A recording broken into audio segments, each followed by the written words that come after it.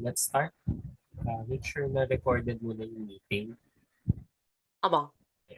Okay na? Okay na ba? Diba? Okay, so, ayan.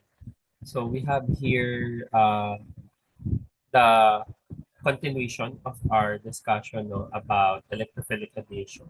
So, we're done with hydrohalogenation and we move on to the second one, yung hydration. So, technically, yung mechanism nito ay similar dun sa hydrohalogenation. Nabago lang natin yung electrophile and nucleophile atoms for this. So, for hydration, we need a molecule of water for us to form alcohols. If you will notice, this is the exact opposite or reverse reaction for dehydration ng alcohols or alkyl halides to form alkyls. So, hindi pala alkyl halides kasi ang alkyl halides, dehydrohalogenate alcohols na. So, the reverse reaction of dehydration of alcohols to form alkenes. So, for hydration, we need here water molecule and an acid kasi acid-assisted siya or acid-catalyzed reaction. We can use sulfuric acid or phosphoric acid. So, this is the mechanism. Very quick lang. The alkene acting as your Lewis space will donate electron pair to your one of the hydrogen atoms of your hydronium atom. So acidified na siya and then it will be bonded to the more substituted carbon. So less substituted carbon rather yung ulit yung electrophile mo we're going to follow Markov-Nikov's rule. Yung hydrogen will be attached to the less substituted carbon or carbon with more hydrogen atoms. Okay?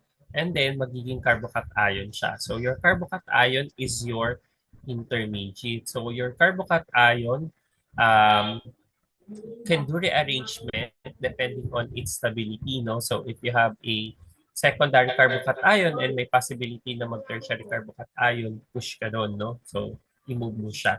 By the way, Josh, I want to emphasize din, di ba? I mentioned that yung carbocation stability ay primary, secondary, and tertiary. So being yung secondary and tertiary, sila talaga yung pinaka nag-e-exist, no? In general. Yung primary carbocation, yeah, it actually exists. However, hindi siya ganun ka ideal or kasi nga highly unstable yun, no? So, kung may iba kang route na pwedeng gawin, may iwasan mo siya. Pero kung wala naman, kung primary talaga yung mabubuong carbocation, that's fine. Okay? So, ngayon, yung carbocation mo once let's say rearrange na siya or most stable na siya, no? The nucleophile now, which is water dito, can attack the carbocation. So another Lewis acid-base reaction. So if you will notice here, two successive Lewis acid-base reaction happen to form our final product here, no? Yung product sa step 2. However, protonated pa ito itong sa step 2 natin. So that's the reason why yung water molecule, another water molecule o kaya yung ion na nabuo, no? An ion na nabuo once your acidic proton was removed from your acid can react dun sa oxonium ion natin so that your acid will be reformed, no? So na-reform natin itong acid kaya siya acid catalyzed hydration. Okay? So, you can also form ethers by using combining alcohol with acids, no? Tapos, I think, I've also mentioned that sulfuric acid alone, we can form alkyl hydrogen sulfates, which can be easily hydrolyzed with heating, no? With heating with, upon heating with water. So, yan, katulad nito ha, kapag meron kang alkene tapos meron kang sulfuric acid, so usually called sulfuric acid na diluted, you can form this alkyl hydrogen sulfate, no? Tapos, i-hydrate mo lang yan, heat it up with water, you will now form alcohols. So, ayan. I think we ended up with this problem. Ito yung lang natin, ibalikan lang natin to ha. So, ay, less than 1 minute na daw, pero sige. I think meron akong binigay na problem sa'yo. Paano kapag dalawa yung ah, ayan. Paano kapag dalawa yung alkene sites mo na pwedeng mag-react dun sa molecule? So, let's say,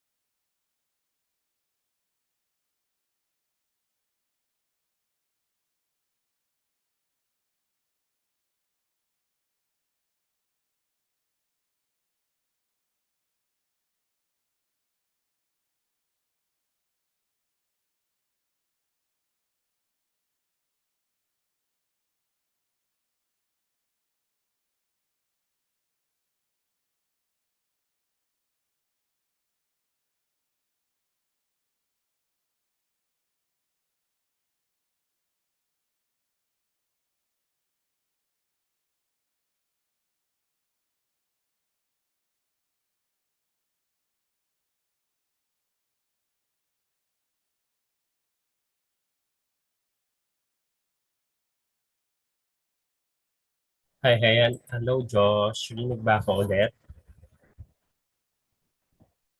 Hello Yes, Josh? abo. Okay, good.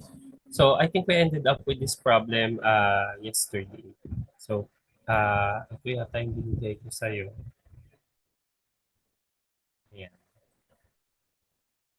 Cyclohexene siya, pero merong added din. Tapos, ayan. Tapos magkakaroon ka ng cold muna na sulfuric acid. Okay. Hindi. Ano na pala ito? Dire-diretso na. Catalytic na H2S. So, for lang. So, we have here methanol. Methanol with sulfuric acid. Ayan. Ngayon, Josh, saan siya magre-react? Ngayon, magre-react siya dun sa alkene site. Let's say this is only 1 mole so that we can control the reaction. Ayan. Magre-react siya dun sa alkene site kung saan may pinaka-stable na Sa inner ring mo. carbocation na mabubuo. Kasi yun yung interface natin. Saan? Sa inside the ring. Kasi siya yung tertiary, right? Tama ba? True, yes, abo. So parang ganito ang possible na intermediate natin. Dito na yung hydrogen. Tama ako, right? Yes, abo. Tapos, but this one can rearrange, correct? Kasi ano ito? Pwede siya Itong part maging na ano, to. pwede siya resonance with yung Okay. terminal ano. Lineal? Mm-mm. Ano ba yan? Kasi ito ay isang allylic na Para maging ano po, para maging ano siya. Terminal alilik. Carbocation. mm-mm. So, lipat dito. Tapos, magiging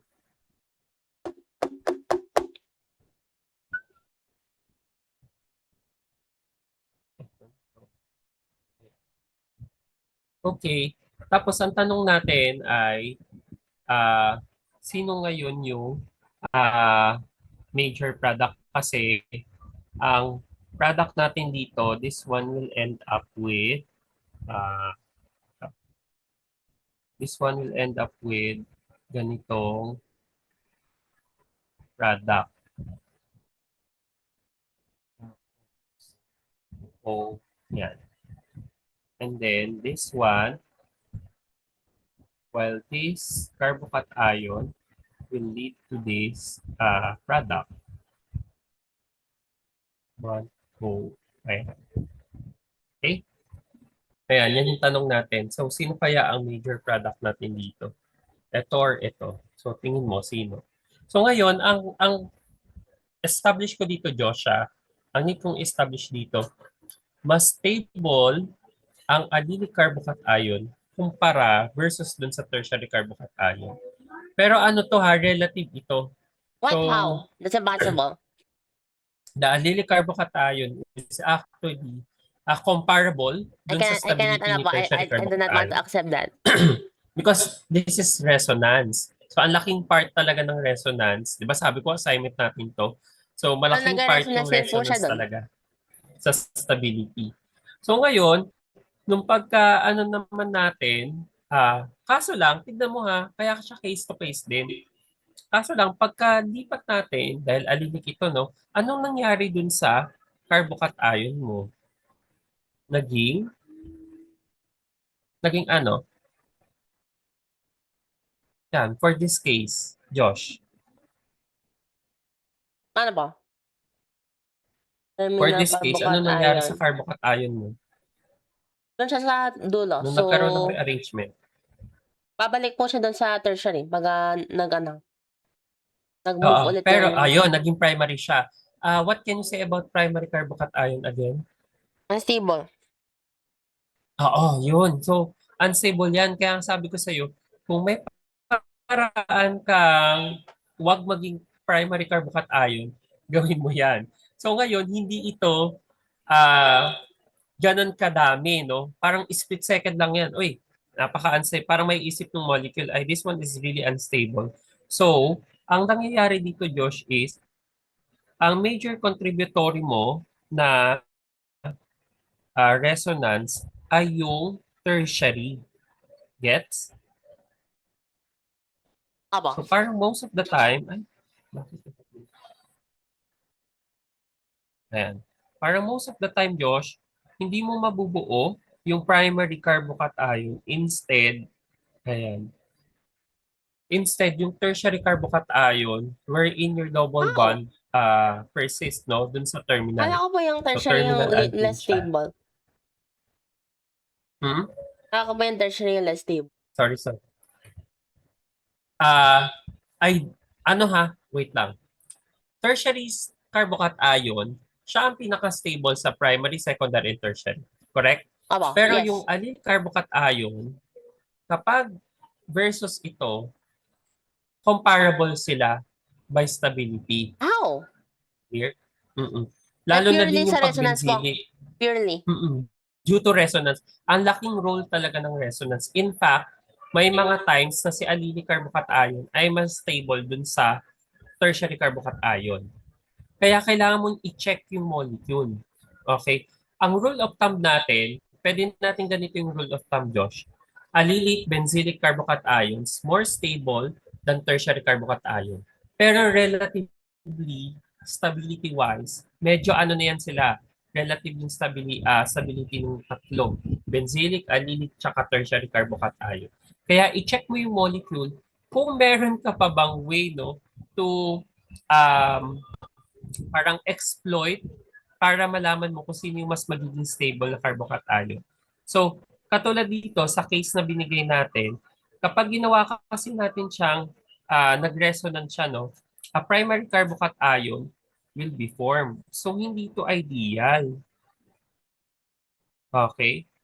So, ngayon, may idea na tayo dito, Josh. So, ito yung least stable natin eh. So, ngayon, what do you expect for this? Ito ay minor product lang. In fact, baka trace lang ito eh. No? So, pwedeng trace yan or very minor na product. So, most of the time, yung mismo structure ng ating carbocation ay magfo-fall dito. Siya talaga. Ito yung major contributory natin na major contributing resonance structure natin.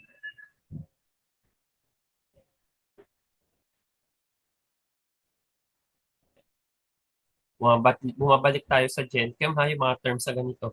Major contributing resonance structure. Di ba naalala mo yung resonance structure ay may resonance hybrid? Yun yung talagang correct representation ng mga may resonance. So, in this case, Josh, alam natin, since ito ay tertiary na, the most stable, no, carbocation, tapos nakaalili ka pa, ito na talaga yung product mo. Tama ka yesterday. Ito ang major. Baguhin na lang natin yung ano. Okay, somehow. In fact, baka nga yung ito, as in sobrang laki niyan, baka around 90% yan ng product. Ayan siya. Although sinabi ko kasi kahapon, di ba, ang reasoning ko naman ay, ano nga ito?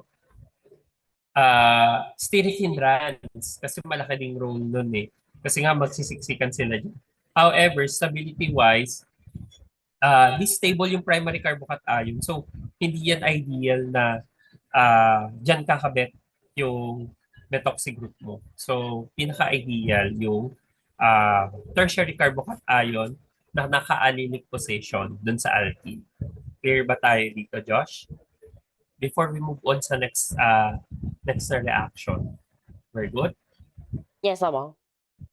Okay. Sige, clear ko lang lahat ng drawings. Tapos, punta ako sa next na slide. So for our next slide, nag-unstable lang Diyos siya. Mag-open ulit ako mamaya. Pwede ko pa sasagutan. Ayun. Just to make sure na ano lang tayo. Okay. For our next slide, I'm going to introduce you now the third electrophilic addition reaction. So we're done with the hydrohalogenation. Hydrohalogenation wherein we add HX ang ina-add. Tapos hydration, H2O yung ina-add. This time, we're going to add X2. So, halogenation ito. So, halogenation is in fact the addition of X2. So, yung ano natin, Cl2 or Br2 to an alkene to form a vicinal dihalide. So, vicinal dihalide yung mabubuo natin dito dyan siya. So, this is the general equation. So, of course, the pi bond will be broken, the usual electrophilic addition. Tapos yung halogens natin will be added on both sides of both carbons of your alkene group. So, ito yung examples nila. Let's say we have ethene here. Upon chlorination, so that's the term for halogenation specific. Upon chlorination, we'll add 2Cl here. Tapos, cyclohexene here. Upon bromination, will form dibromo, no? So, 1,2-dibromocyclohexane. Ito, 1,2-dichloro ethane, respectively. So, chlorination and bromination. Take note, ang nabuo ay vicinal dihalide. So, para magkakaroon tayo ng idea dun sa mechanism. Ang susunod kong tanong, Josh, can you predict paano kaya yung positioning mo to? Syn addition o anti-addition? Recall, kapag hydrohalogenation, ano ang possible fashion of addition of your HX? Yes, Josh. Ano yung possible conformation ng addition ng HX? Pwede bang ma-add yung HX via syn addition or anti-addition both or may preference lang na isa? Naalala mo? Yan, na-mention ko yan. Hydrohalogenation, HX. Hydrogenation. I-atak nga si H. Tapos si X mag-atak sa carbocation. So, ibig sabihin, equal yung chances para magkaroon ka ng below and above and below the carbocation plane. Kasi trigonal planar yun. So ano ang addition natin? Syn addition or anti-addition or both? Ayan. Tama yung mechanism mo. So, a-attack, tapos si H yung unang kakabit. Yes, Josh. Then addition or anti-addition ang mangyayari? HX. HX. Anti? Ang Ay, hindi. sagot ay, Wait lang po. Kasi pwedeng either. oo. So, dapat ang sagot, both. An. Both siya. So, Anan or both. Okay. both syn addition and anti-addition can happen sa addition ng HX. Okay, O true. sunod tayo kay HOH sa water. Hydration. Similar sila ng mechanism. So, ibig sabihin, yung OH mo, di ba, once you form the carbocation, the OH can attack, the hydroxide can attack, hindi pala OH, water in general. Yung nucleophile mo na water can attack above or below the trigonal planar na carbocation. So it means syn and anti-addition can also occur in hydration. Tama? So, eto ngayon yung tanong ko. O, sige nga, try mo hulaan or try mo i-predict. Ito kaya both din or may preference kaya ito? Kasi bisinal dihhalide ang mabubuod. What do you think? Any guesses? Sige, okay lang. Mag-guess ka lang, Josh. Ano kaya ang addition fashion nito? So, your halogens will be added in what? Through syn addition or through Sin siguro? anti-addition or both din? Mukhang sin nga po. Okay, so parang dito din sa image natin, no, mukhang Pero baka syn hindi. Hindi naman na nakalagay yung ano, hindi naman na nakalagay yung stuff. stereochem. Okay, so we'll now see mechanism. So, kasi the halogenation is different, the mechanism for halogenation is different from the usual pattern na alam natin wherein we form a carbocation. So, let's have the details first, no? So, halogens add to your pi bonds because halogens are polarizable. So, when you say polarizable, anong meaning nun, Josh? Let's say we have X2 here. So, regardless kung CL2 or Polarizable? Br2. Mhm. Pwede siya mag-attract ng partial negative charge. Okay, so, ayan. Ayan, kunwari yung halogens mo, dihalogen, Ngayon, when say polarizable, ibig sabihin, at some point in time, pwedeng yung isang side ay maging partial positive No, at yung yung isang po, side ay partial instantaneous negative. dipole. Yes, correct. Instantaneous dipole. And mas frequent ito na nangyayari. Kasi polarizable ang Cl2, chlorine gas, and bromine gas, no? Or bromine compound, no? Kasi liquid ang bromine eh. So, chlorine gas and bromine liquid are much polarizable, no? Bakit? Bakit nga tingin mo? Compare dun sa ibang mga atoms natin. Kasi ito yung tinake advantage natin eh na yung yung Cl2 and Br2 and even I2 ay polarizable. Bakit nga ulit? Tingin mo, Josh, bakit sila polarizable?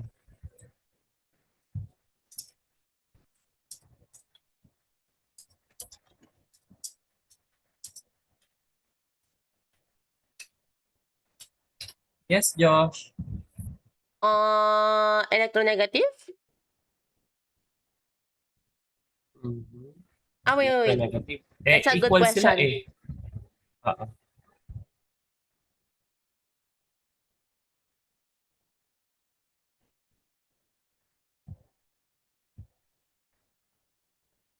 Hmm.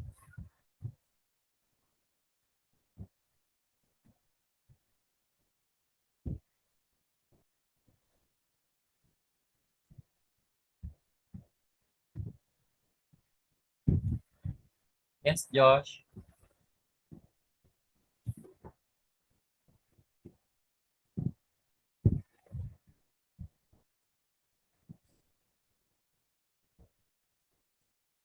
Bakit polarizable, Josh? Ang ano?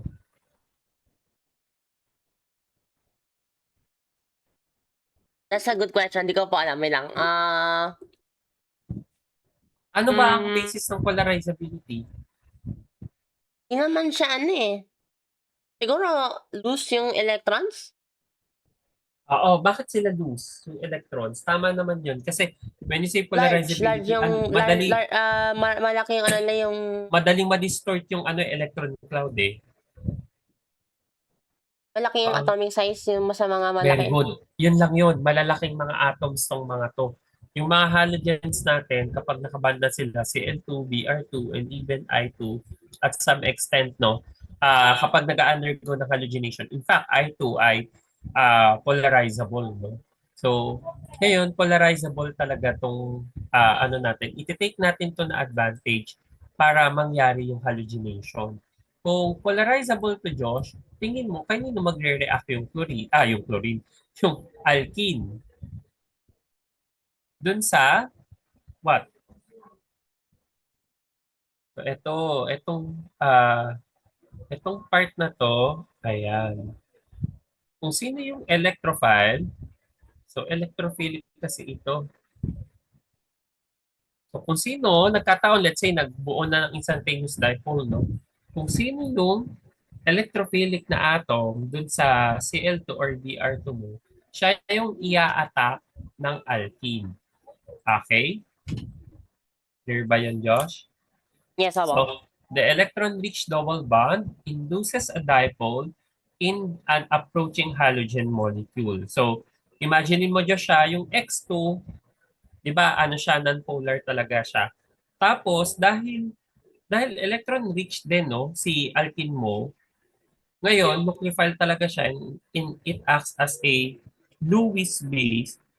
Pag nag-a-approach ngayon yung X2 mo, mas lalo niyang gagawing polarizable or dipole yung X2 molecule, making one halogen atom electron deficient, which is electrophile, and yung isa electron rich naman. That will be your nucleophilic na atom. So, the electrophilic halogen atom, which is Cl2 or Br, chlorine or bromine, is then attracted to the nucleophilic double bond and then making addition possible. So, ito ngayon yung mga susunod na establish natin na facts. No? So, two facts demonstrate that halogenation follows a different mechanism that of hydrohalogenation or hydration. So, introduce ko sa iyo kung ano yung mga uh, evidence no sa lab yung na-observe nila. Number one, Josh, no rearrangement occurred. So, bakit nga ulit nangyayari yung rearrangements? So, no rearrangements occur for halogenation. Sino ngayon nagre-rearrange, Josh, for hydration tsaka hydrohalogenation?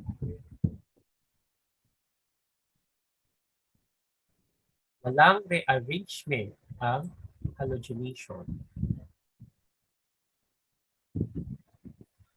Yes, Josh. Sino yung nagre-rearrange sa hydrohalogenation at sa hydration? Or bakit possible yung rearrangements? Yes, Josh, are you still there?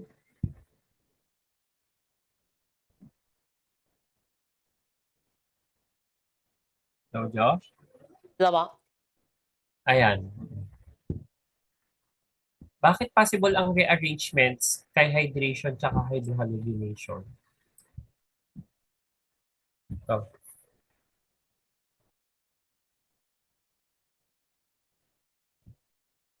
Ayan.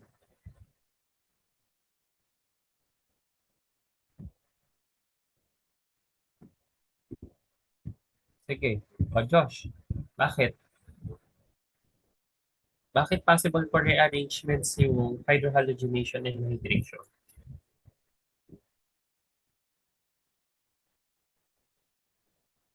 Yes, Josh.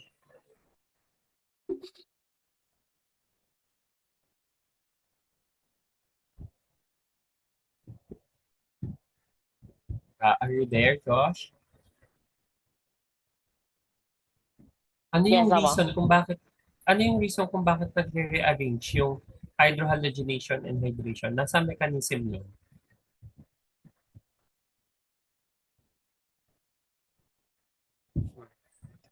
Yes.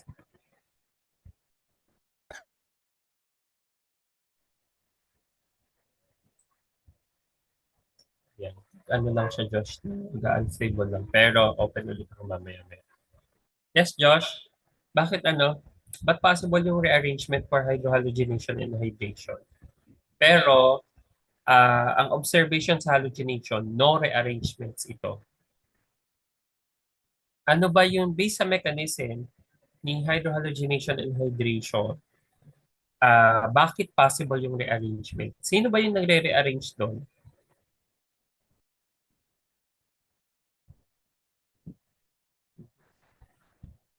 Si hydrogen? Rearrangement. Sino yung nagre-rearrange? Sa hydrohalogenation at hydration.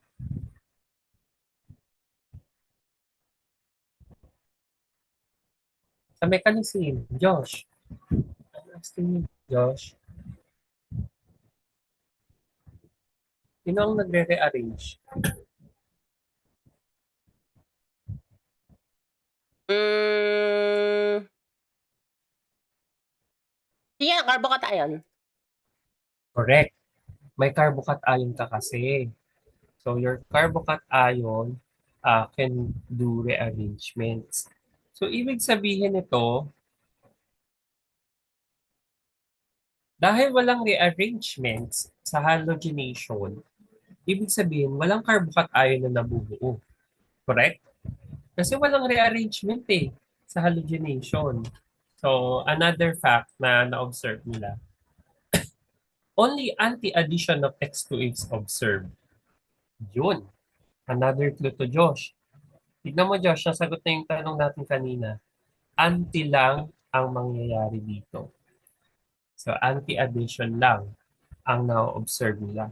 So ibig sabihin nito Josh, yung mechanism for halogenation should give justice why rearrangements will not occur and why only anti-addition of halogen will be observed. No? So these facts suggest that carbocations are not the intermediates for halogenation. Ngayon, let's look dun uh, sa mechanism sa next slide.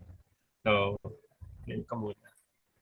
Somewhere details dun sa ating halogenation. So in fact, yung halogenation nyo siya, isa itong test for alkenes, presence ng alkenes. So bromination is a simple chemical test for the presence of pi bonds in unknown compound. So actually ang alkynes din pala pwede din dito.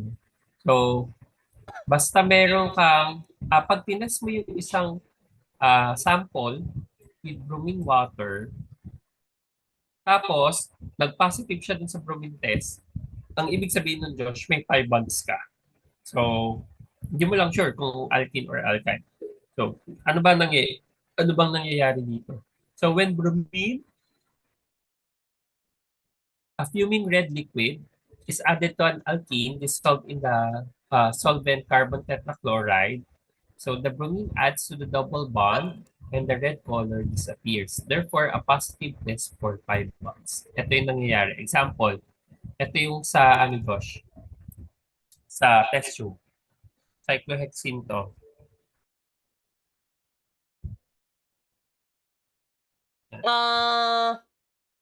So, clear yung cyclohexene. Tapos, anong nag-add po kayo ng something? Ng liquid bromine. Ng bromine water mo. Nag-clear siya? Yung bromine water ay red-brown to. Ayan o. Red-brown ako. siya. Ba't pala yung iodine parang purple? Pero yan,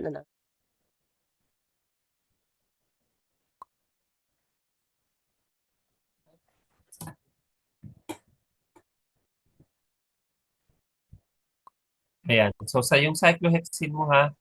Ayan. Ito cyclohexene. So, this is your cyclohexene. Ngayon, clear yan. Kapag dinagdag mo yung bromine water na red-brown, ang mangyayari, Josh, ganito ha. yung Br2, kung merong presence ng double bond, yung Br2 magre-react para yung form this, the trans 1,2-dibromocyclohexane, which will be racemic sa mismong compound natin, ha? Tapos, ang ibig sabihin nun, mako-consume to, right? Ayan, so consume yan. Kaya dapat, Josh, may rapid decolorization of Br2CCl4 for a positive test for alkenes and alkynes. Ayan. So, alkene, which is usually colorless, we add bromine here, bromine water, which is red-brown liquid. Tapos, kapag may pi bond ka, either alkene or alkyne, ito ang mabubuo. Vicinal dibromide. So therefore, there's a rapid decolorization or nawawala yung kulay na red-brown color mo. Positive yun for pi bonds. No? So, di mo lang alam kung alkene siya or alkyne. It's another test, no? Another test can confirm that. And then, yun yung bromination, no? So actually, we can use bromination just to identify kung may alkene or alkyne kang group din sa compound mo. So this is a very simple um, organic functional test.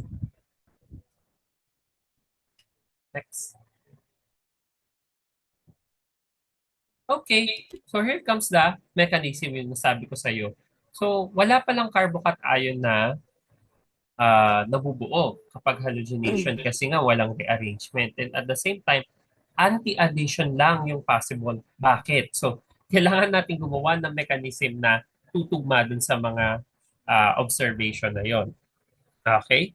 So, ngayon, two steps ang halogenation mechanism. So, first one is yung halogen natin, yung X2, i-approach niya yung alkene. Since yung alkene ay highly nucleophilic or electron rich, no? So it will attack the electrophilic atom, halogen atom in your X2, and then you'll form the halide. Okay? So ayan, aalis to. So mamaya yan, na-attack. So nucleophile na ngayon siya. Ang tanong dito, ano yung intermediate natin? No? So sino yung intermediate? Instead of having a carbocation as your intermediate, we have a bridge halonium ion as your intermediate. Ayan, Josh, this is a new uh, structure for you. Tapos tignan mo. Pero actually, hindi ito new sa'yo kasi alam mo na yung mga halogens can actually have multiple bonds. Naalala mo sa Genchem, di ba? Yes, Kaya ng opo. mga I2, ng iodine, Cl, tsaka ng Br na mag-multiple bond siya. So similar dito, para siya naging cyclopropane, no? So yun nga lang, ang isa sa mga vertices mo, one of your vertices will be halogen. So kaya tinawag siyang bridge halonium ion. This is your intermediate. Okay? So intermediate mo yan. So the four bonds are broken, so correct. So the three-membered ring contain a positively charged halogen atom, and this is now called a bridge halonium ion. So this three-membered ring is highly unstable, making it amenable to ring opening for the second step. May tanong ako, Josh, bakit unstable ito?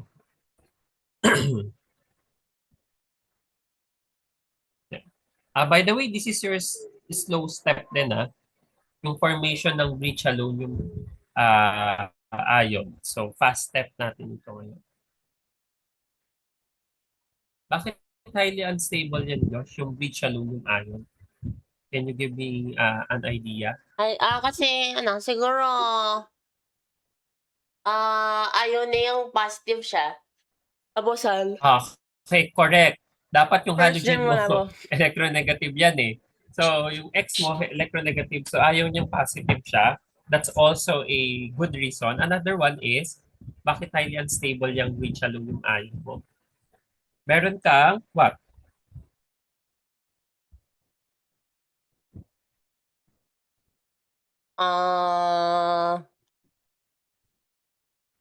Ano rin po siya, tawag doon, steric strain? Hindi siya steric strain. Angle strain, Tignan angle mo, strain. naka-ring yan. Correct. May angle strain kasi naka-ring. So, and yung ring mo ang liit, triangle lang, no? So, cyclopropane-like. So, it's highly strained. So, highly strained na ring. So, may angle strain ka dyan. Mataas yung angle strain mo. That's why it's susceptible for nucleophile attack. So, nucleophilic attack nung X negative, that's your fast step. And then you now form the vicinal dihalide. And if you will notice, saan a-attack yung nucleophile? Yes, Josh? Saan siya a-attack?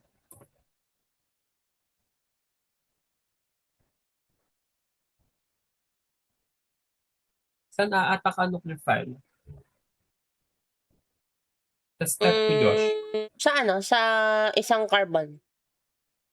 Oo, yeah. Pero, ano yung orientation niya? With respect to the first Anti-periplanar, I guess? correct. Dapat nandun na siya sa kabila kasi nga yung taas mo occupied na siya nung ring. Kaya yung ring itself nasa kabila na siya the side. So ngayon, yung X mo can be added above or below the ring. Pero sure tayo, opposite na siya nung X. So sin addition is not possible. So hindi pwedeng dito yung attack ni X. Gaganyan siya. Hindi pwede. Lagi siyang dun sa kabilang side. So sin addition is not possible. Sino yung kamukha niya mechanism dito?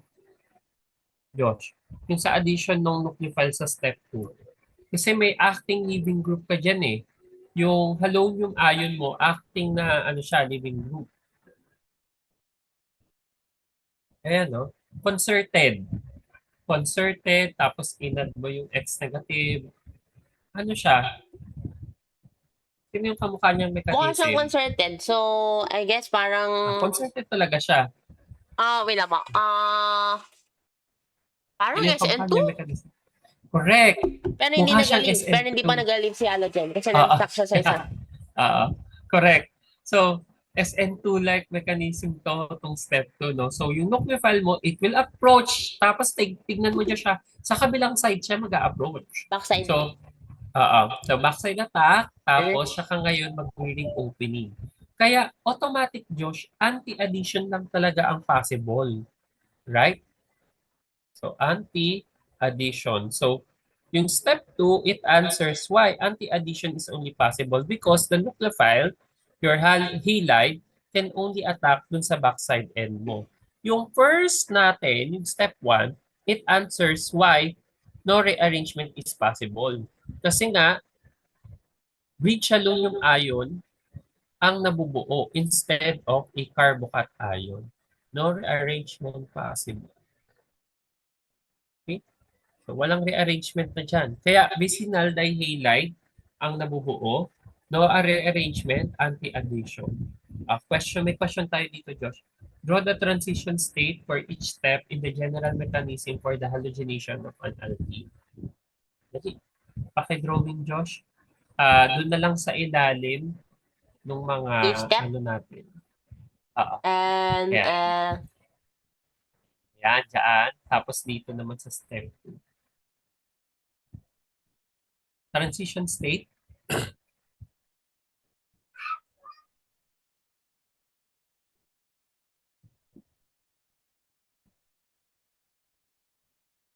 Okay, very good.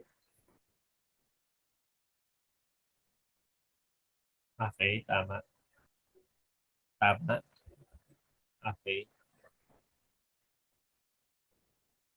Tapos yeah, double note natin. Yung mga partial positive and partial negative, huwag mo kalimutan. Okay. Partial negative, partial positive. Correct? Tapos,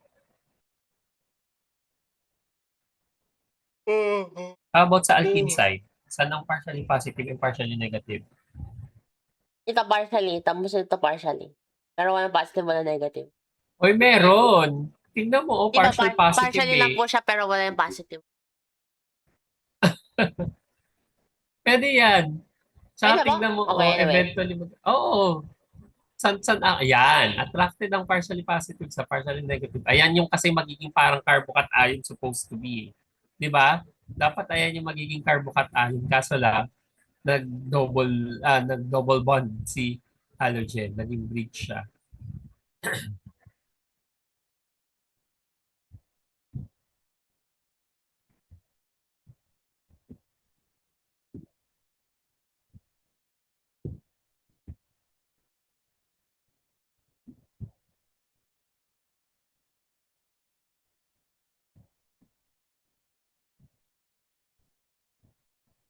Ay, wait. Sorry, Josh. May mali ka sa one. Check mo muna yung one. Hindi mo nabuo yung ring. Oh no! Ay, anak ulit hanger.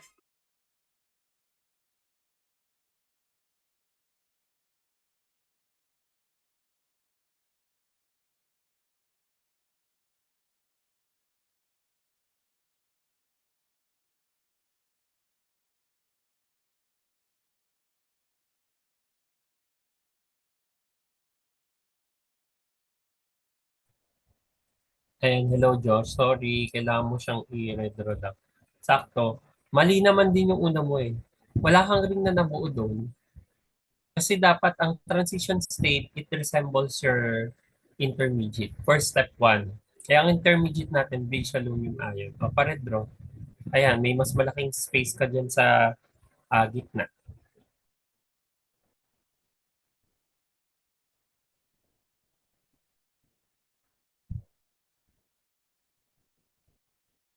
Yes, Josh?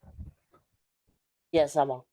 I-redraw yung ano, yung transition state. Dito na lang ito. Mas malaki na to. Itong area na to. Yan. So that area.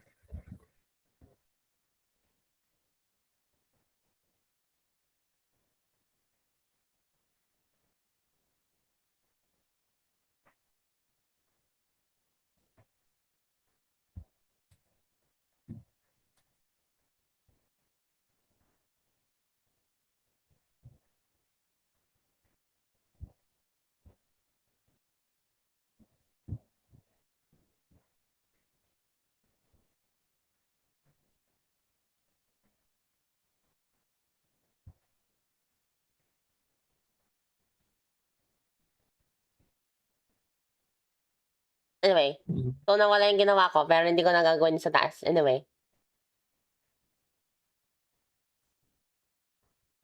it's very sad to me. Ito, itong space na to. Malaki yung space mo dito. Yan, dito.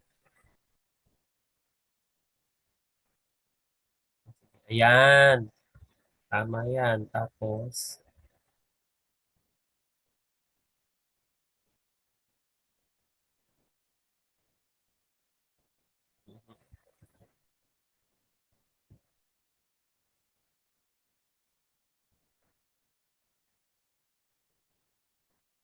pwede rin naman sa taas siya, diretso, Josh. Parang pa ganun. Pero pwede na yun. Andun sa, okay, correct. Okay, tama. How about yung ano, this is correct. So, pwede rin siyang ganito. Ay,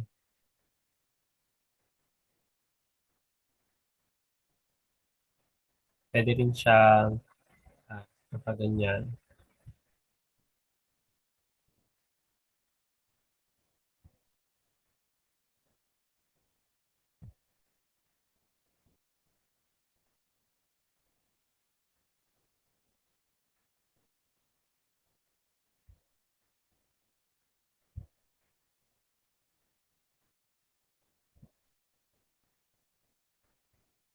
Ayan.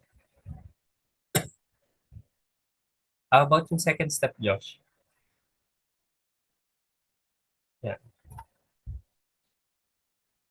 Pwedeng ganyan din yung sa 1. Tapos sa second step, Ah,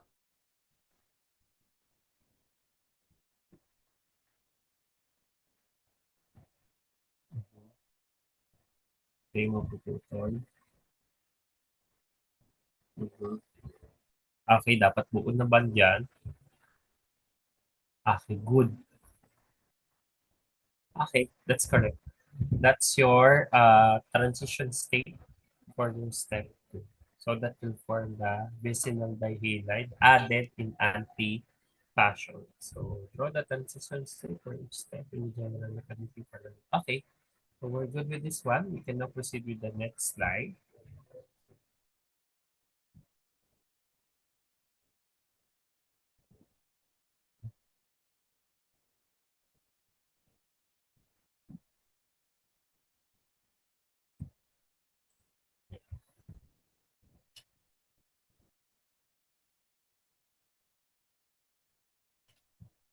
So for the next slide, so carbocations are unstable because they only have 6 electrons that surround the carbon. Okay? So it's not octet. Ayan yung general reason natin kung bakit unstable sila. And nucleophilic attack can happen. Pero yung mga halonium ions, yung bridge halonium ions, they are unstable because of your ring string or angle string. Dahil sa angle string natin, we can easily open the bridge aluminum ion, which was mentioned kanina. No? So ano yan? Highly unstable siya.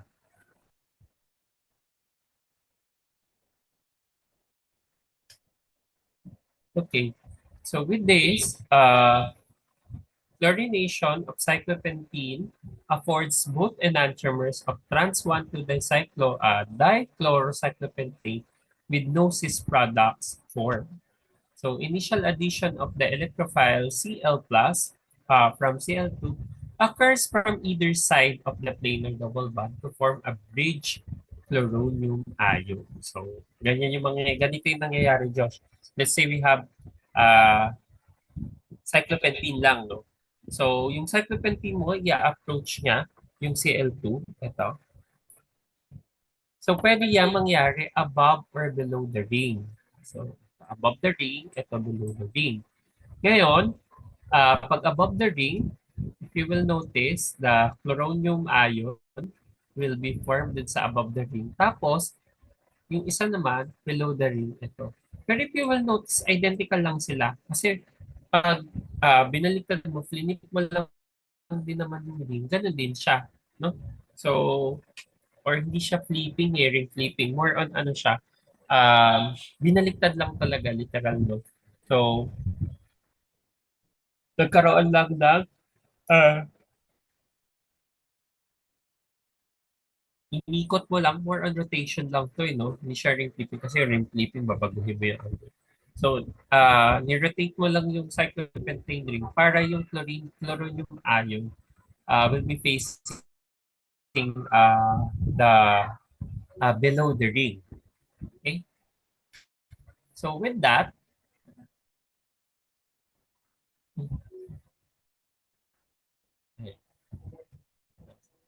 okay. So ngayon, yung second step, wherein the chloride will have the nucleophilic attack. Ngayon, nasa kabilang side na siya, no choice. Kasi nga, parang SN2-like, no? Concerted mechanism yung ring opening ng bridge aluminum ion natin or chloronium ion for this specific one. So since the nucleophile attacks from below and the leaving group departs from above, the two chlorine atoms in the product are oriented in trans to each other. Okay? And backside attack occurs with equal probability at either C of the three-membered ring to yield a racemic mixture. So in fact, enantiomers ang mabubuo ngayon. So achiral yung cyclopentene, naging achiral pa rin naman yung products natin overall. Pero racemic mixture kasi siya. So we have an enantiomers no dalawang product natin. Okay? So trans dichlorocyclopentane. Trans 1,2 dichlorocyclopentane. That's the complete IUPAC name for the product. Okay. So, Ngayon, ito ang problem natin. So, walang problem dito, Josh, kasi symmetrical alkene to. Paano kapag unsymmetrical alkene? So, saan i-add yung mga chlorine, etc. No? Or saan mangyayari yung mga attack, ganyan. So, to draw the products of halogenation, add X2 in anti-fashion across the double bond, leaving all other groups in their original orientation. So, okay, prediction to the products. Draw the product such that the X atom is above the plane in one product and below the plane in the other product. So, sometimes, ito ngayon yung ano natin ha, stereochemistry, Josh. Sometimes, this reaction produces two stereoisomers as in the case of cis-2-butene. We'll see later. Ito yon. So, yung sa mechanism. So, yung cis-2-butene, kapag nag-undergo siya ng bromination, CCl4 solvent, you'll form 2R3R, 1,2-dibromo butane, and 2S3S, 2,3 rather, 2,3-dibromo butane, which is a pair of enantiomers. So, take note, yung cis-2-butene mo, achiral to. Pero dahil ito ay pair of enantiomers, racemic ito, which is overall achiral siya via polarizability test. Ngayon, paano naman kapag trans-2-butene? So, however, in trans-2-butene, pag inad mo na ngayon yung bromine, anti-fashion and all, you'll obtain similar or same molecule, and it's a meso compound. No? So, highly symmetrical. So, you form 2R3S, 2,3-dibromobutane. Okay? So that will be the product. So, which is highly symmetrical, a meso compound, which is of course, alam natin, achiral din, Josh. Kaya nga, di ba, ang rule natin, if you start with an achiral material, starting material, you should have an achiral True. na uh, products. So, dito naman, pero yung cis-2-butene na, in fact, Josh, pair of enantiomer siya, racemic siya. No? So, pwede naman natin siyang i-separate through other techniques such as kunwari, gel filtration chromatography. So, yung ENAC para ma-separate natin yung pair of enantiomers. So, yun lang yung kailangan natin ditong intindihin. Kasi at the end of the day, ito ngayon yung maganda dito, Josh. At the end of the day, parehas kasing Cl2 yung ina-add mo. Ngayon, yung mechanism, kailangan natin siyang aralin kasi paano yung mga ganitong cases wherein we have cis-2-butene or trans-2-butene, they will end up having different products. Kasi pag trans-2-butene, we can form an achiral meso compound, pero kapag sa cis-2-butene, ang nabuo natin ay racemic mixture ng pair of enantiomers natin. Okay? So this is the mechanism why ganun yung nangyari. So let's start first with cis-2-butene. For cis-2-butene, ayan, this one reacted with bromine to yield enantiomeric 2,3-dibromobutanes by the following mechanism. So, i-approach ng X2 mo yung alkene, tapos of course the mechanism will step will follow to form the bromonium ion, which is the bridge halonium ion in general. So this is a chiral. Ngayon, yung other bromide, so yung other bromine atom, which is a bromide already, it's a nucleophile. It will do nucleophilic attack dun sa back end, no? Dun sa backside attack natin ngayon. Tapos, magkakaroon ng ring opening. Ang bromine natin can be added either sides ng ring natin ng halonium ion, no? So, bridge halonium ion. So, para siyang kamukha nino to, Josh. Naalala mo? Ito, oh. Sinong kamukha nito? SN2. Yeah, SN2. Pero sino yung kamukha niyan na mechanism at SN2 nga yung mechanism. Pero sino kamukha niyang structure in general na nagre-ring open attack Apoxide. din? Epoxide, yun. Kaya SN2-like din yung gamit natin. Di ba naalala mo? SN2-like yung mechanism for this. Ito yung ganito yung itsura niya actually. No? So, ngayon, bromine atom can be added in both sides of your halonium ion, of course, except from bromine, no?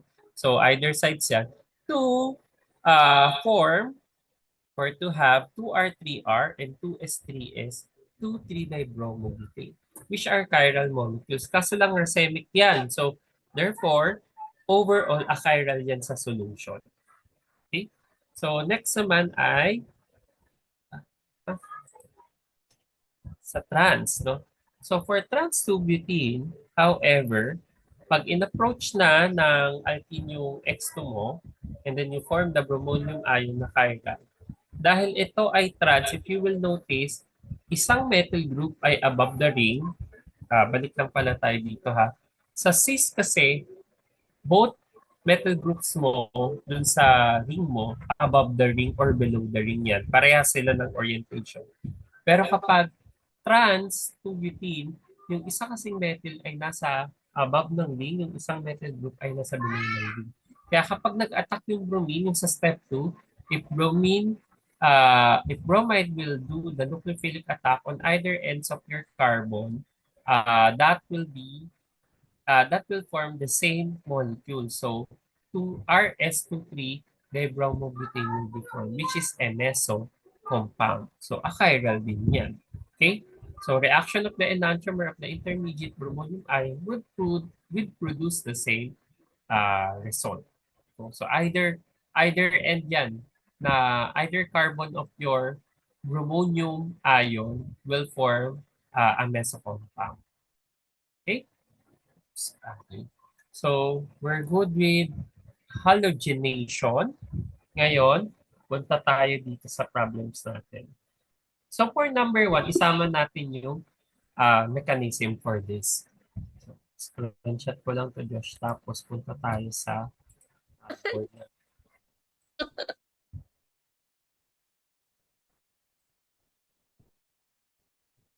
Oh no. Ay, ilan mo? Yes, nag-structure lang ako kasi. Isa-screenshot ko pa sana ba? Anyway. Whatever. Na-screenshot ko na siya. Sige ba?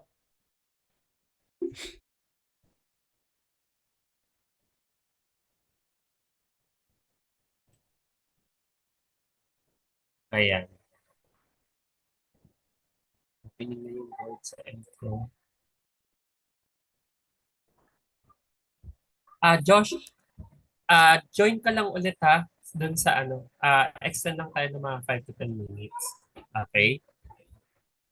Yes, mama.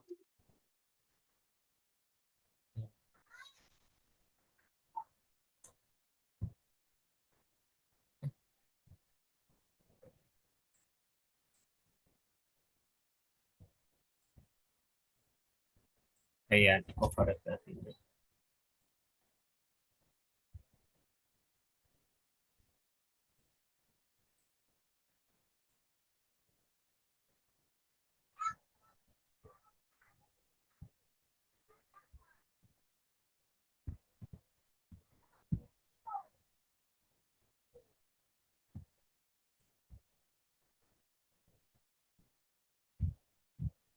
Okay, let's answer.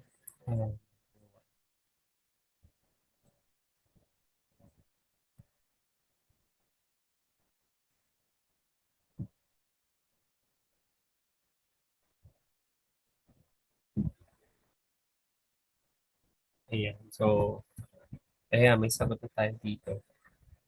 Pilit ko lang ito.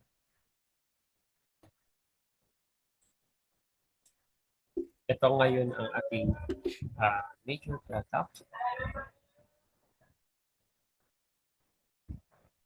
Pwede trace na lang ito. Kasi tertiary nabuo natin.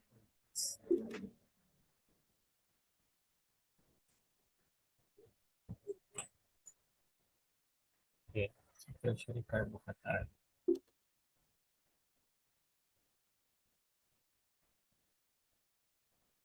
So this is stable.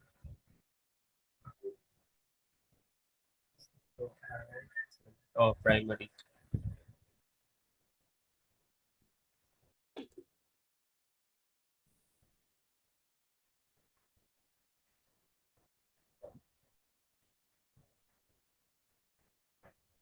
Okay. Yeah, let's go. Uh, for number one, what's our number one?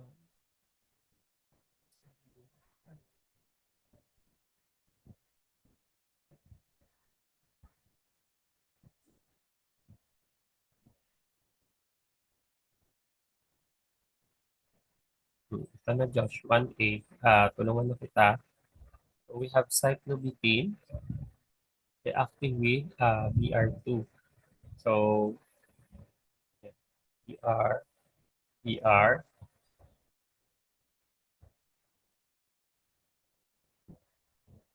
partially positive, partially negative. So donate, tapos bigay. So we now have here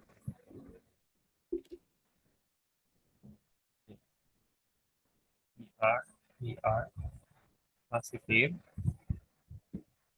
tapos uh, and then plus PR negative.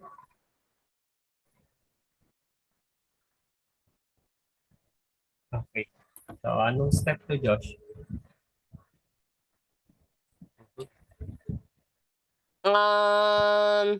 Iatang somewhere dito. Kumbaga, iatang sa backside. Sige lang, continue. Dalawang lone pairs lang yan. So backside attack saan? Either dito or dito, right? So step 2, either ano naman siya no, kung saan. So, dyan ako. Okay. So that will form what?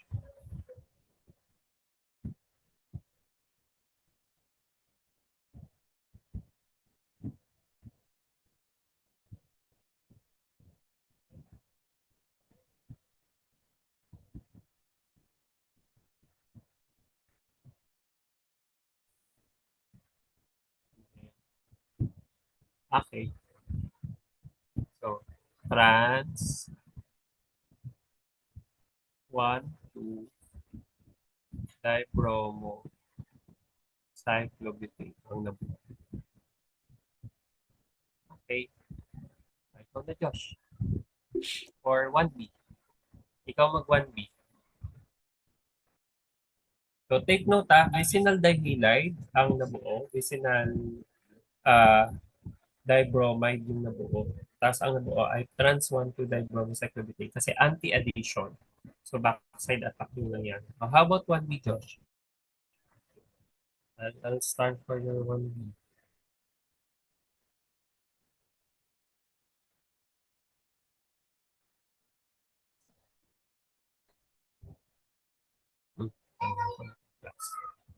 Ayan na Josh. Go. Okay.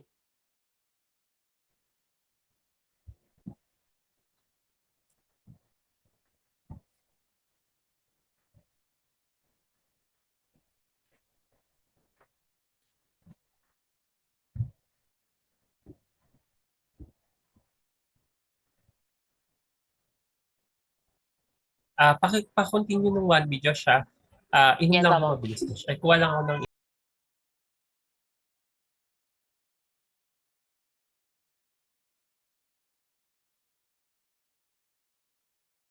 proceed ka na lang din sa 2A, 2B, and 2C. I suggest ipakita yung mechanism for the next 3 items din para makita natin yung stereophenil. Okay?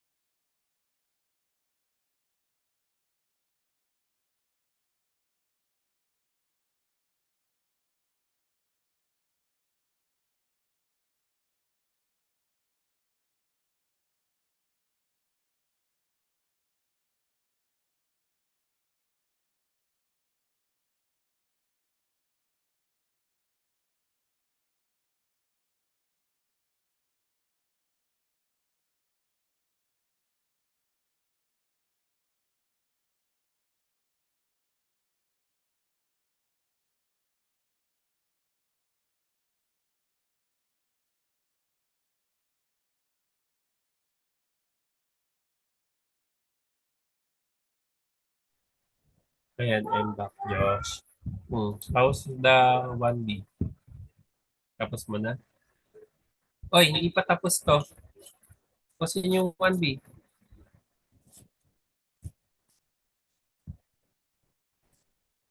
I-attack siya, so magiging ano siya. Hmm. Para nga po siyang ano na. Anong tawag po dito?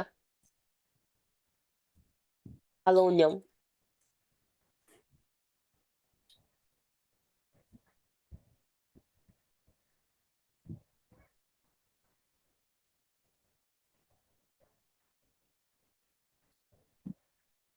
Oh, i-orient mo na din yung methyl group kung nasaan, nasa baba or above ng ring. Hindi ko po alam.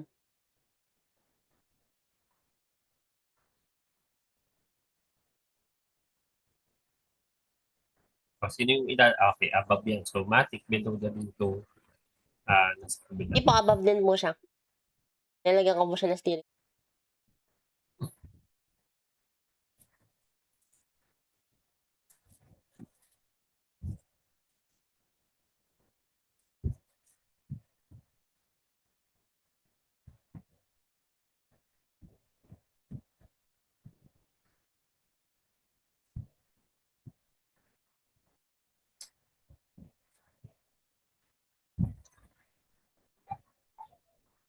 Okay. Very good. You're doing good. Sige, continue mo lang. Yan, backside attack yan. So, nakikita natin na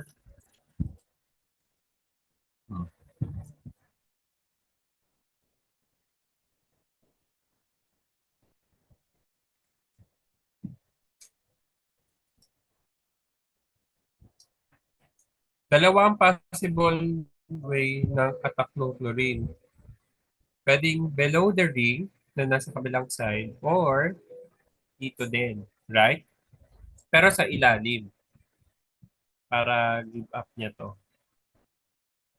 So I'll do the red one. At ito na ngayon yung mabubuo dyan.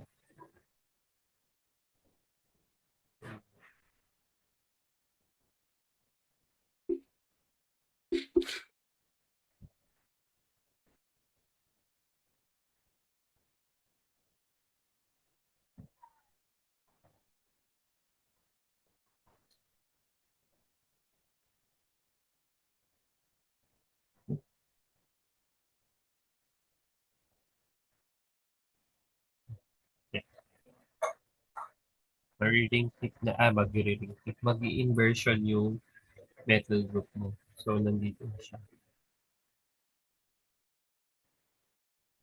Tapos, ito yung nasa report. Kasi dapat ito trans. Ayan yung sa akin. How about you? Sa yung product mo, Josh?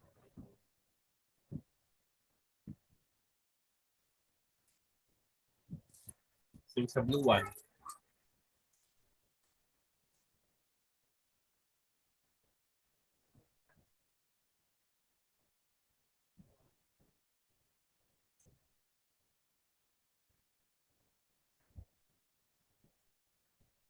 Mhm. Yan yung sa akin yung sa red. Kasi kapag yung sa red, sa Backside. top side siya, oo. Backside attack din naman siya, pero yung top carbon yung inattack niya. Yung kabila ng ring.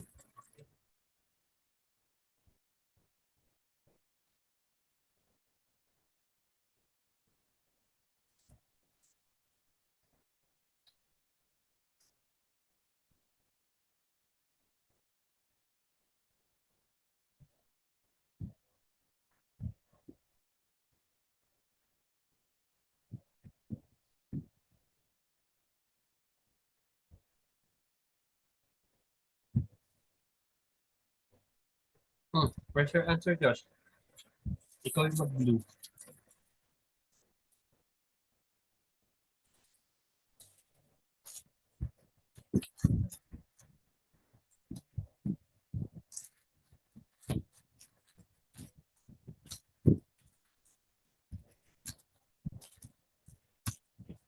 Yes, Josh. Yes, abo.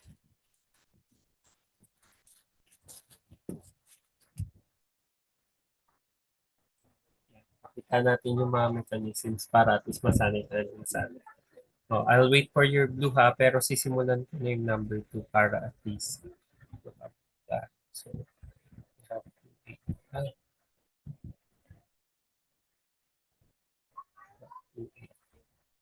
So, si 2A actually parang kamukha lang din siya nung ginawa natin. So, we have chlorine din. Simulan ko na yung 2A. Ah, partially positive, partially attack.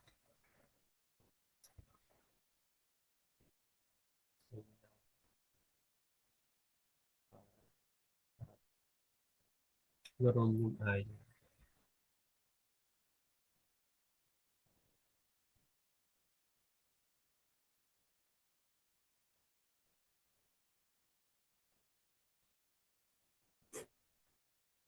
So, Bale na ganun siya. dun ka sa, yung sa taas. Ito. Oh, hindi yan. Yung 1B. Tapos yung may 1B. Red yung ginawa ko eh. Ito, dalawa din to. Oh, ikaw yung blue dito. Oh, ako magre-red. Oh, ako dito a-attack, pero nasa kabilang side.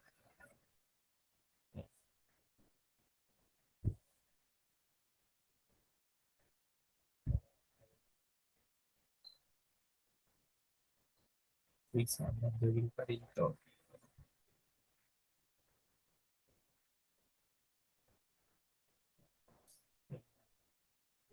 Okay, ito na.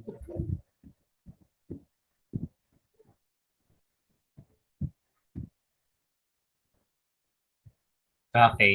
Ano yan sila?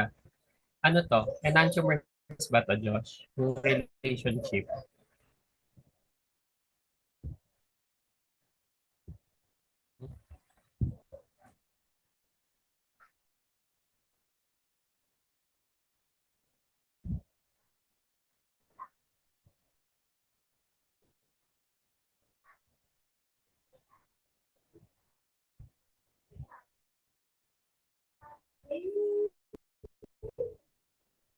Hmm. Ano to, Josh? Yung relationship nila.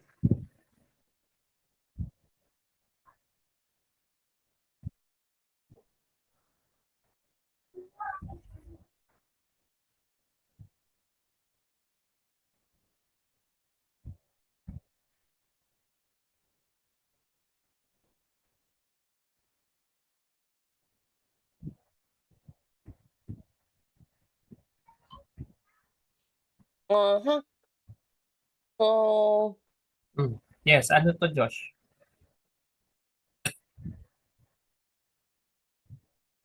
ano siya, tawag doon? Ito yung, ano ba?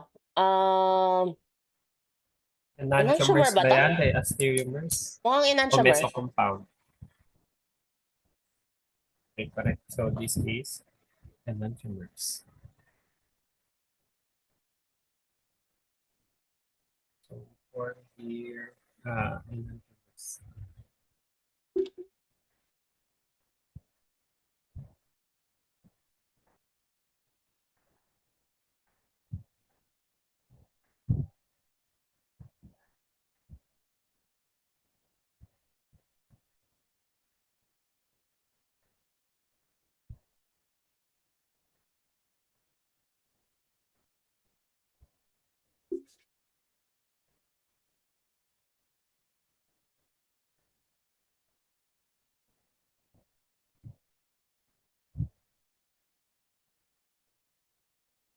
Well, Yes po.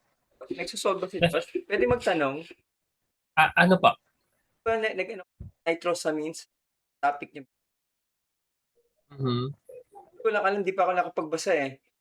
Yung bang Mm-mm. nitrates can be converted to nitrites, tama? Yes po. Pwede. And then the nitrites, NO3 to NO2. Ano po siya? Reduction. so ang nitrites are sa but I remember, I'm not really sure if I remember correctly. They are the ones that are converted to nitrous. Tama ba? Yung nitrites. If I'm not mistaken po, may pathway din po from nitrate to nitrosamine. Ang hindi ko po sure, kuya, Kung kung si dadaan sa nitrate, intermediate, magiging intermediate oo, lagi, kung obligatory magna-nitrite pa intermediate. siya, oo. So, double check Kasi ko po yung mechanism. what I remember, kunyari, if you take nitrate-rich food, so may bababa yung Tama po blood kayo, pressure mo. kuya. Nitrite po siya, diretso sa nitrosamine. Ayun. So, may So from nitrate, reduction pa rin po. to avoid Mag-reduce. to avoid the formation of nitrites, you take vitamin C, parang something. Kaya kasi ano po siya, Tama ba? pang Tama? capture. Will that work? Ay, wait. Sa ano po? Ano po yung ano niya gagawin? Kunyari may Pero nitrates ang capture po kinakain. ito nung... Pero I want to avoid converting it to nitrites, which are prone to... Inana po kung maano ba yung reduction nasa stop. May stop ba ng Oo, ascorbic kasi, acid? pero si vitamin C involved din kasi sa reduction oxidation sa redox reactions So may possible effect po yan, kuya. Si vitamin C ay antioxidant. Josh, Reducing antioxidant. Ano siya? Reducing or oxidizing agent? Reducing agent. Okay. So, reducing agent siya. So, kung reducing agent siya, ano yung ina-undergo niya? Reduction or oxidation? Si reduction, Reducing agent, anong process? Kung reducing agent si vitamin C, ano siya? Nag-undergo ng nag-oxidize po oxidation or... si vitamin C. Okay, so nag-undergo ng oxidation si vitamin C. Si nitrate going to nitrite ay what? Nababawasan na. Nitrite, NO2. Na-reduce siya. Yes, NO2 negative. Reduction yun. So, if that is the case, may effect ba si vitamin C dun sa nitrate to nitrite na conversion? Na-reduce Kasi siya. ang ginagawa ni vitamin C, oxidation. Yes. Babawasan na po siguro yung equilibrium mapunta sa nitrite. Siya ang sasalo ng mga Yan nga po, shift na ba yung equilibrium to the electrons? left para hindi maging nitrite in the first place.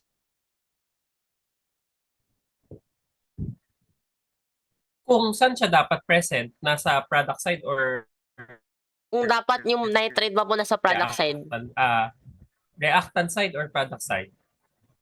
Product side po si nitrite. Kasi ang nitrate going nitrite ay reduction. Yeah, reduction yun. Pero si vitamin C as a reducing agent, dahil reducing agent siya, dapat oxidation yung mangyayari sa kanya. So kung reduction to oxidation, pwede, possible. So pwede po, kuya, may effect siya. Okay. Baka yung mga antioxidant in general po na. Baka. So, possibly. mga antioxidants in general. Ni nitrate to nitrite. Malelesen po natin yung reduction ni nitrate papuntang nitrite kung meron po tayong vitamin C. Ang ano ko dyan, kuya, hindi ko po ito masasagot. Sabay ba natin siyang i-intake? Or kasi di ba parang ganun po yung question nyo, yung pag mag-uptake tayo ng nitrates. And kung protection ba siya? Kasi may mga vegetables sa no? I want to avoid the reduction. Yes po. So, kasi Josh, meron akong nababasa ngayon, ang iron absorption, tinutulungan ni vitamin C ma-reduce ang ferric to ferrous para mas mabilis yung absorption natin. So, if that is the case, reduction ito. So, if that is the case, mabibilisan din si nitrate reduction to nitrite pag ganun. Kung ferric to ferrous na ako nga, may ba? Oo, ferric to ferrous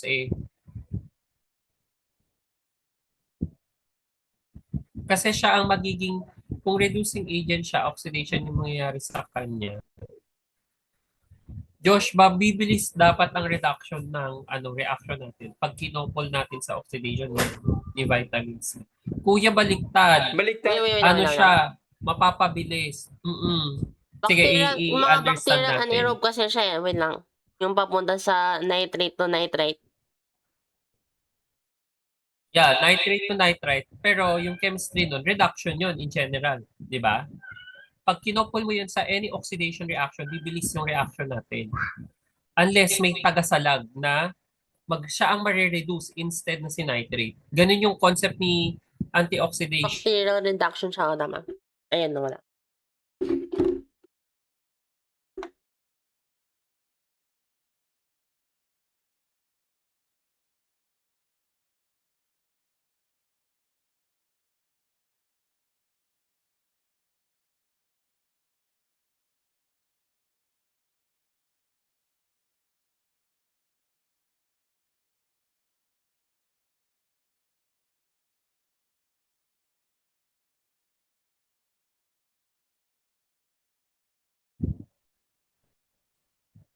Ayan, hello.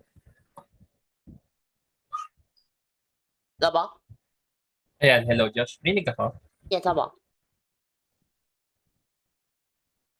Ayun, ganun yung concept ni antioxidation. Say 47. Wait, Thanks, Mel. disconnect ko lang ito. Oo, ganun po kuya. Pero ko po, confirm ko po ito later sa chat. Kung ganun po yung mangyayari, mapapabilis po dapat ni vitamin C ang reduction ni nitrate to nitrite. So, hindi po siya ideal dapat pagsamahin. So, nag-iisip po ako nung dapat kung sino yung Pero kasama niya. Dapat ayaw naman po nag-undergo din po ng mag-oxidation. reduction. Ayaw naman po mag-oxidation kasi mas mas maraming rin naman, mas maraming peripheral na effects. Correct. Ayaw nga natin na-oxidize sa mga bagay-bagay. Pero kasi ito, katulad nito, yung iron 3 plus to iron 2 plus, pag kinopol mo siya with vitamin C, mapapabilis kasi yung reaction. So yung mga yung mga ibang metabolism pala ng vitamin C. So baka there's a good chance siguro na baka may po yung effect siya sa nitrate. Ang interesting nito ibig sabihin, kaya sobrang important ng mga vitamins kasi ang dami niyang pwedeng i-couple na reactions. True. Saka lahat po sila may purpose. Pag yung vitamin E naman sa fats.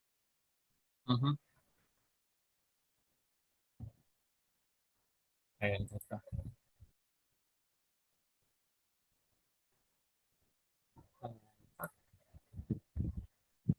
Naghahanap ako na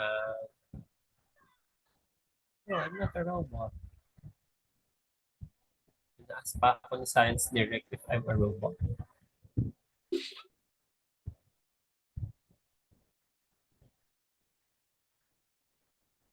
So, continue mo lang yan ha. Ayan, nasa 2B ka na pala. Yes, I'm human.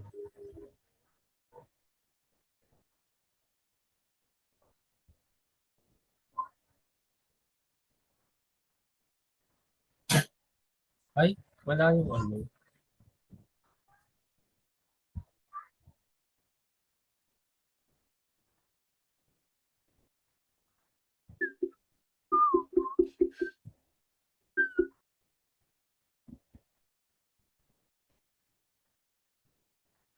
Wala yung diagram. Sabi lang sa ng AI, no? Yes po. When large amounts of nitrates are consumed, like in beet, they can form N-nitroso compounds like nitrosamine in the stomach. These compounds are potentially carcinogenic. However, unlike processed meats, where this is a primary concern, nitrates in fruit are generally considered less risky because vegetables contain protective antioxidants, vitamins, and fiber that inhibit. Pero why about Why would antioxidants inhibit the conversion of reduction? Oo nga eh, yun nga yung inaano ko din yung chemistry niya eh. Kaya Not nga, Kasi chemical, not chemically sound kasi yan eh. Anyway. oo, correct. Kasi reduction ang nangyayari kay nitrate to nitrite, tapos oxidation naman sa vitamin C. So iniisip ko, paano niya Hand in hand nga isasalagin po or yan. Hand in hand. Dapat nga. dapat talaga mapapabilis, correct? Di ba, Yes, Josh? opo. Mm-mm. Iniisip ko kung ano yung possible mechanism or possible na reason if ang ano po kuya no, kinokouple nila with vitamin antioxidants in yes. general. Oo eh. Kasi Yung sa ano po ito Oh, ha no. sa vegetables in general. yes, Tama yes. po. Sa mga leafy vegetables saka sa beetroot. Mm-mm.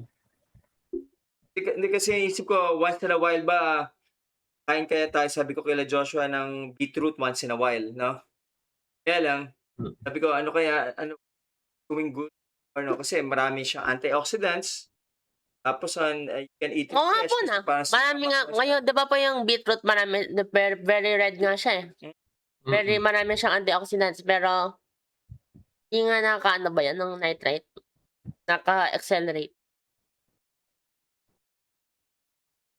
Yeah, yun nga yung ano eh. Ang vitamin C kasi highly reducing agent siya. So definitely oxidation talaga yung mangyayari sa Saka kahit kanya. na kung di man siya doon, kung di man siya sa water soluble, antioxidant din yung mga iba. Ang Yung mangyayari, loss kasama of niya. electron siya. So, loss of electrons, ipapamigay niya yung electron. Oo nga, Josh, dapat mapapabilis kasi imagine mo ha, pag nag-oxidize si vitamin C, mawawala yung Mawala yung isang electrons niya, di electron. ba? Aba. Oo. So, yung electrons niya, sasaluhin naman ni nitrate para ma-reduce naman siya to nitrite. Kasi gain electrons dapat ang reduction eh. Kaya nga, so free Correct? electrons po. Free electrons. Oo. So kung madami kang vitamin C na ma-reduce, mag-oxidize, ang dami mong electrons na sasaluhin ni nitrate, mapapabilis natin yung reduction ni nitrate to nitrite. Pero ang sabi po, 'di ba? Tama po ba kuya? Ini-inhibit daw. Hindi sinabi ano niya, it will lead to the formation of nitrosamine. Ilan lang. Pero itong ano, it will inhibit. It will yung fiber antioxidants. Okay. Parang ganito po siya kuya, gawan ko ng graph. Ay, nasa gilid po. Ay, nakikita niyo po ba? Malapit lang po dun sa drawingan din ni Josh. Wala ba? Re-rejoin ako. Diba? Okay. Ayan. Parang ganito siya kuya. Yung NO3 natin, ito po yung nitrates. Ayan. Para po maging nitrites po siya, kailangan niya po mag-gain ng electron. So, ibig sabihin kailangan po natin Ganito pala po yung pathway. Nitrates will turn into nitrites. Di ba? Marireduce mo na siya. Tapos yung reduction to. si nitrate NO2 minus, it will react with the water to form an aqueous nitrous acid.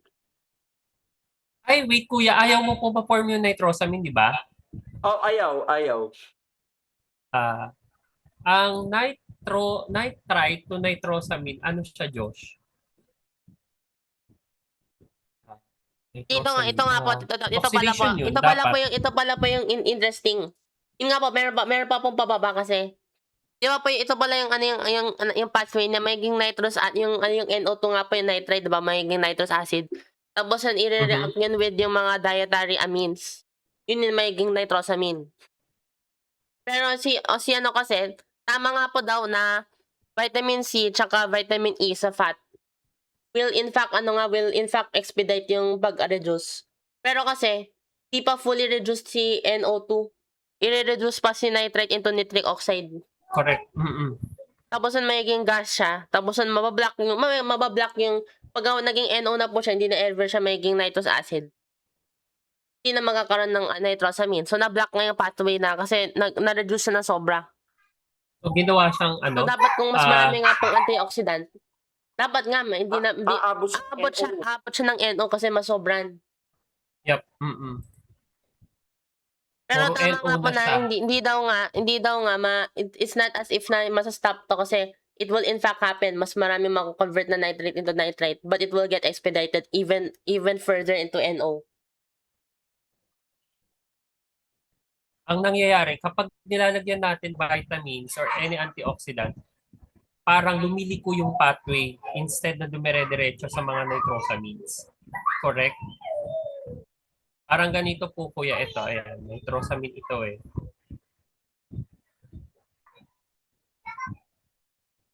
Ah, 2 negative. Ang mangyayari kuya, from nitrites, pupunta po siya to nitrous oxide. Nandito po naka-entry yung vitamin C. Yes. Ayun nga pala po, So ayun. ngayon, inhibited po ito. Yung yung diet tsaka drugs po, 'di ba? Nitrate, tapos Oo. magiging yung bacterial bacterial na reductase sa gut magiging nitrite. Tapos ang dapat yung yung even more na nitrite reductase tsaka yung mga antioxidant magiging NO. Tapos yung rin po yung arginine po ng NO. Eh kasi nasa-shift lalo sa, 'di ba So, yung Le Chatelet's principle, nasa-shift lalo sa NO pa side kung may napaproduce. Lalo siya ang magiging NO mangyayari pag lang mas kuya marami po is, napaproduce. isi-shift kasi siya. Instead na nitrosamine, Opo, papunta lalo instead po sa na NO nitrosamine yung nabubuo, kapag may presence ng, ng correct, NO. pag may presence ng antioxidants like vitamin C, NO po yung end product nila. Masya-shift siya lalo dun kaysa sa nitrosamine. So, in fact, parang di naman na yung nitrite, pero parang natag na nare-redirect yung yung reaction. Kaya po parang ang term nila inhibits the which is correct po kuya to ha. It Correct na inhibits pala. the nitrosamine formation kasi Medyo po inaccurate yung sasabihin mo na inhibits nitrate formation kasi hindi naman nangyayari yun. Divert, no? Nada-divert lang kasi yung Reroute. Hindi, tama naman yung Josh. Sa biochem, down regulation. Down regulated yung nitrosamine kasi sa presence ni vitamin C, up-regulated yung formation ni NO. tama So na may naman po. inhibit Tama, po yung technically. Tama, Pero tama. slightly misleading kung di Technically. na po maintindihan. Oo, yun nga, di ba? Kaya yun yung namin kuya ni Josh kanina. Kasi chemistry-wise, ang vitamin C po alone, dapat papabilisin niya po yung... sa nitrite. Oo, actually, kuya, bibilis talaga ito. Nitrate going to nitrite. Pag may vitamin C po ito, upregulated po ito, mabilis po yung reaction mo. Kasi oxidation po si vitamin C eh. Tapos reduction tong Kaya lang, that's not the end of the story pala. Correct. Yun kuya. Yun yung na-miss namin ni Josh na parang hindi pa namin nakuha yung buong picture. Hindi Kasi ko from kasi po nitrite, meron pa lang nitric acid pathway. Ay, nitric oxide pathway. Meron pa lang use siya. So from nitrite to nitrosamine, yun po yung mapipigilan na ni vitamin C kasi na bumabagal yung reaction na yun dahil yung nitrites natin nako-convert to NO. So nasi-shift niya into NO yung production. Tapos So parang may positive reinforcement po si arginine lalo nagkakaroon ng NO. Ang problem natin, Josh, si NOI, si nitrous oxide in general ay naman to eh. Gamot po ito no kuya. Yes. Oo. Ayan, anti-hypertensive. Naalala ko nga pang mga cardiac ito eh. Ang importante po yung presence in presence. Kaya ako kasi bawat nakain namin talaga pinag-aaralan ko. Good pala, nakababa na ng hypertension. Oo. Yeah, anti-hyper. Yun yung parang ito yung reason kuya kung bakit yung beet po ba yung yung food. Oo, beet. Tsaka yung mga leafy vegetables. Oo. Bakit sila anti-hypertensive? Kasi kahit madami po silang nitrates. Oo. Interesting. Kasi marami kasi nitrates, so mas maraming NO, 'di ba ba? Oo. Nadami yung NO natin, kaya siya anti-hypertensive din. Kaya ang bottom line kuya, okay na okay talaga kumain ng mga leafy vegetables. kaya nga kasi Josh, ganito yung aaralin natin pag biochem naman, pero sa mga pathway. Kaya ganyan na yung usapan. Ayun, sabi ko nga mas matutulungan mo na ako kung kasi mahina yung in foundation sa chem, no? So, Ito po yung sabi ko nga kay Josh, sobrang okay na siya pag nag-biochem kasi yung chemistry side, sobrang okay po. Ngayon, pag in-apply na natin siya sa biological systems, what we need to understand is ano yung mga present na molecules, ano yung reaction na mangyayari, so that we can fully understand yung story. Kaya nga. Kaya it will be more interesting, I think. Kasi ano yung... So, ito, interesting po ito sa akin, kuya. Kasi hindi ko rin alam yung... Josh, hindi ko rin alam na from nitrite ay meron ding NO na pathway. I was lamenting kanina doon sa yung response nung kanina nga, yung sasabi natin. Kasi, kunyari ako tinanawan ko yung mga prof ko or something, ano sila, yung... Kuya, kaklase ko, nagda-drive pa nga, oh. Hindi ko naman ka-close yun, ha.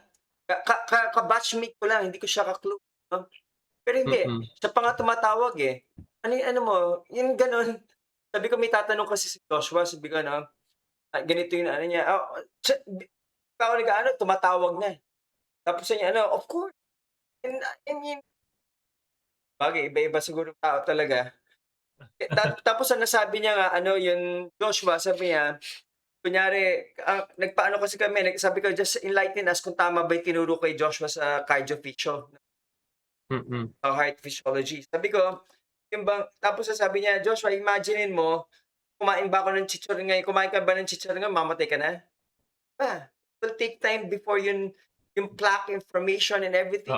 Build up muna. Oo, magbi-build up muna. Pero kung kumain ka ng maalat, magkakaroon na ng effects agad. Tapos na pala ba? 1 tsaka 2. Tapos sabi niya, syempre, kakain ka ng pang-counter doon. Okay, check.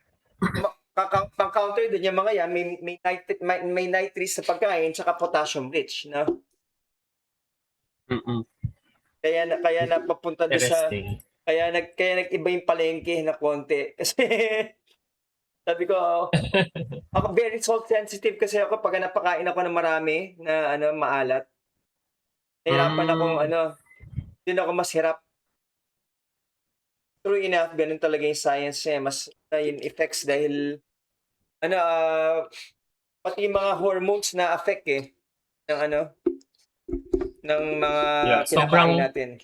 Actually po, sobrang laki ng role ng diet natin sa sa behavior po talaga ng katawan. Oo, yung sa metabolism.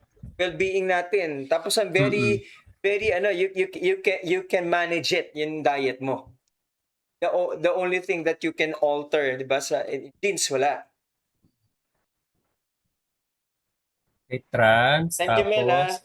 Ay, salamat din po, kuya. Interesting po yung discussion. Thank you. Ano na naman, another reason why do we need to eat vegetables? Leafy vegetables. Okay, so, okay, above ka nung then,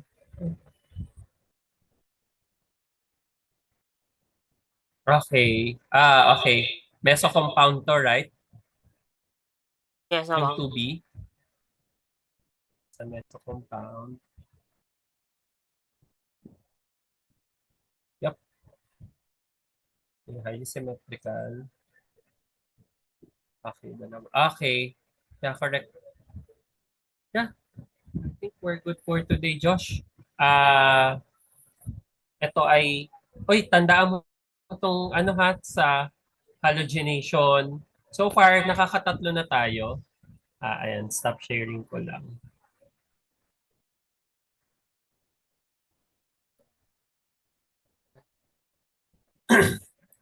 Ayan. So far, Josh, nakakatatlo na tayo na reactions, electrophilic addition reactions. Hydrohalogenation, hydration. Electrophilic addition of yung mga aromatic. Yeah. Electrophilic addition yun. Yun nga lang, iba lang yung reagents natin. Pero anyways, so far, we're done with hydrohalogenation. HX ang ina-add. Hydration, H2O ang ina-add sa electrophilic substitute. Tapos, X2 pag halogenation. So, we're down to our last 3, if I'm not mistaken. Next meeting... We're down to our last 3. Know what that means? O hindi pa, halohydrine formation. Tapos, hydroboration oxidation. Tapos, mercuration demercuration. Yung tatlo na lang. So, we're good with electrophilic addition. Sobrang strong na ng foundation mo for electrophilic Meron ba pong addition. electrophilic substitution? SE. Awan. Ang alam ko wala. Ba't So- pa pangalan siya SN? Kung ano naman sa... Anyway. Kasi ang pag sa pag-substitution, yung substituent mo yung uma-attack eh. Para siya yung papalit, right?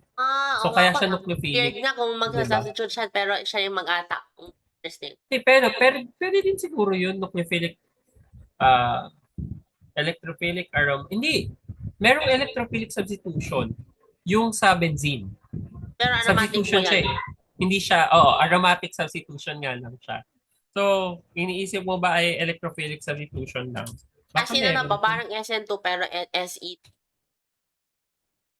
Benzene lahat ng binibigay na example. Pero ayoko ng non-aromatic. Hanap tayo kung meron ng ganito. Feeling ko meron na to. Siguro po kasi grabe yung mga frontier. Nagawa pa na yung Oo. O8 ba ba? O8. Oxygen 8.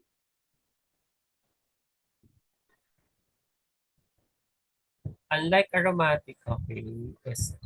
Meron siya SE1, SE2. Crazy. Yes, oo. Wait. Electrophilic substitution to. I want the non-aromatic. Crazy pa kung SE1, SE2.